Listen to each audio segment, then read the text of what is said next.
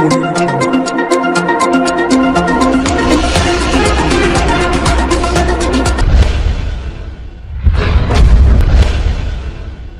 తాగిండు, రక్తం ఎక్కడే రక్తం 2 పెగ్గులు తాగాల్సిన కేసీఆర్ ఒక్క ఫుల్ బాటిల్ తాగిండు. ఇంకా రక్తం ఎక్కడ రక్తం చిందించిండే? పేదోళ్ళ రక్తం తాగిండు, పేదోళ్ళ ఉసురు పోసుకున్నాడు. ఏడు రక్తం చిందించిండు?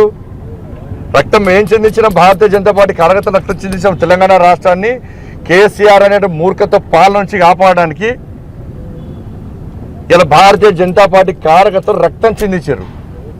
లాటరీ దెబ్బలు తిన్నాం, మేము జైళ్ళకి పోయినాం, రౌడీ షీట్స్ ఓపెన్ చేసిర్రు, రాళ్ల దాడి చేసిర్రు, కోడుగులతో దాడి చేసిర్రు.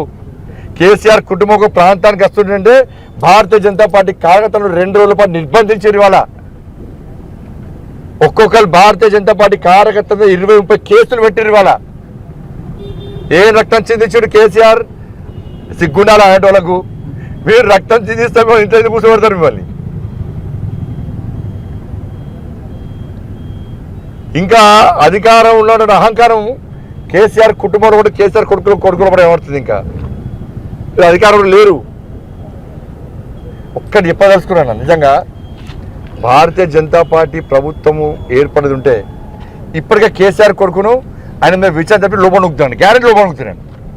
గ్యారెంటీ కేసీఆర్ కొడుకుని ఈ 4 రోజుల లోపల భారతీయ జనతా ప్రభుత్వం ఏర్పడితే కేసీఆర్ కొడుకును పక్క లోపడెత్తినాను. నేను గ్యారెంటీ లోపడతాం.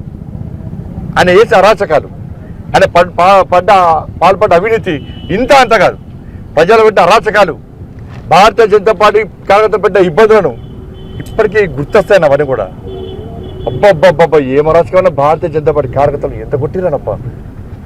ఇలా కొనుగోలు కేంద్రాలు పోతే కొడుతుంది, టీఎస్పీఎస్ పేపర్ మీద లీకేజ్ మీద కొట్లాడితే కొడుతుంది, మహిళల మీద అత్యాచారం జరిగితే దాన్ని వ్యతిరేకిస్తే కొడుతుంది, 317 జీవోకు వ్యతిరేకంగా కొట్లాడితే సవరించమని కొట్లాడితే కొడుతుంది, ఆర్టీసీ సమస్యలు కొట్లాడితే కొడుతుంది, అంగన్వాడీ సమస్యలు కానీ, అవుట్ సోర్సింగ్ ఉద్యోగస్తుల సమస్యలు కానీ, వీఆర్ఓల సమస్యల మీద కానీ మేము మాట్లాడితే కొడుతుంది.